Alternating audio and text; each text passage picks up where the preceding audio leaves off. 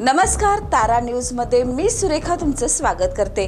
स्पर्धा परीक्षेच्या माध्यमातून अधिकारी होण्याचं स्वप्न घेऊन हजारो विद्यार्थी दरवर्षी महाराष्ट्राच्या विविध शहरांमध्ये दाखल होतात।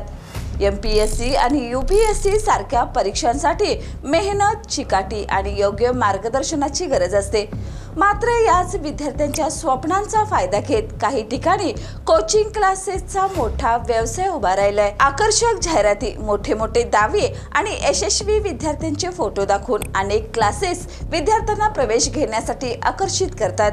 पण प्रत्यक्षात काही विद्यार्थ्यांच्या पदरी येते ती निराशा, आर्थिक नुकसान आणि मानसिक ताण। महाराष्ट्रातील स्पर्धा परीक्षेचं केंद्र म्हणून ओळखल्या जाणाऱ्या शहरामध्ये हजारो विद्यार्थी आपल्या भविष्याच्या शोधात येतात। आई वडिलांची स्वप्न, लाखो रुपयांची फी आणि अनेक वर्षांची मेहनत पणाला लावून विद्यार्थी क्लासेसमध्ये प्रवेश घेतात। मात्र काही ठिकाणी विद्यार्थ्यांना दर्जेदार शिक्षणाऐवजी केवळ आश्वासनाची आणि जाहिरातीची दुनिया दाखवली जाते। काही कोचिंग क्लासेस कडून 100% निकाल, हमखास यश, निवडक विद्यार्थ्यांचं यश मोठ्या प्रमाणात दाखवलं जातं। मात्र या दाव्यामागील सत्यता किती? विद्यार्थ्यांना मिळणारे शिक्षक, अभ्यासाचं वातावरण, मार्गदर्शनाची गुणवत्ता याची तपासणी करणारी कोणती यंत्रणा आहे? हा प्रश्न आता गंभीर बनलाय। स्पर्धा परीक्षेची तयारी करणाऱ्या विद्यार्थ्यांमध्ये मानसिक ताण वाढत असल्याचं चित्र सध्या दिसत आहे।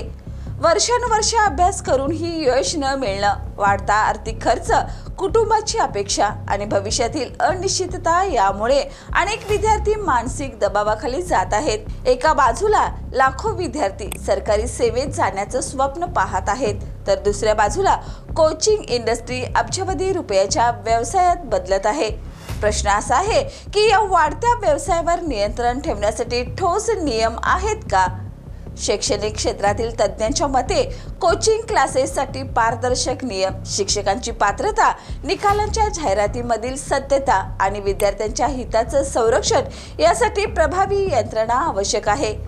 अनेक विद्यार्थी केवळ जाहिरातीवर विश्वास ठेवून प्रवेश घेतात, मात्र काही महिन्यानंतर त्यांना अपेक्षित मार्गदर्शन मिळत नसल्याचं लक्षात येतं। त्यानंतर ना फी परत मिळते, ना वेळ परत मिळतो।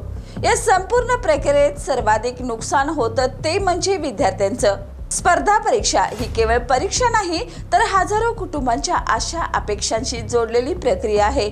त्यामुळे विद्यार्थ्यांच्या स्वप्नांचा बाजार होऊ नये यासाठी शासन, प्रशासन आणि शिक्षण क्षेत्रातील संस्थांनी पुढाकार घेणं गरजेचं आहे। कोचिंग क्लासेसचा व्यवसाय वाढत असताना विद्यार्थ्यांच्या गुणवत्तापूर्ण शिक्षणाची आणि मानसिक आरोग्याची जबाबदारी कोण घेणार?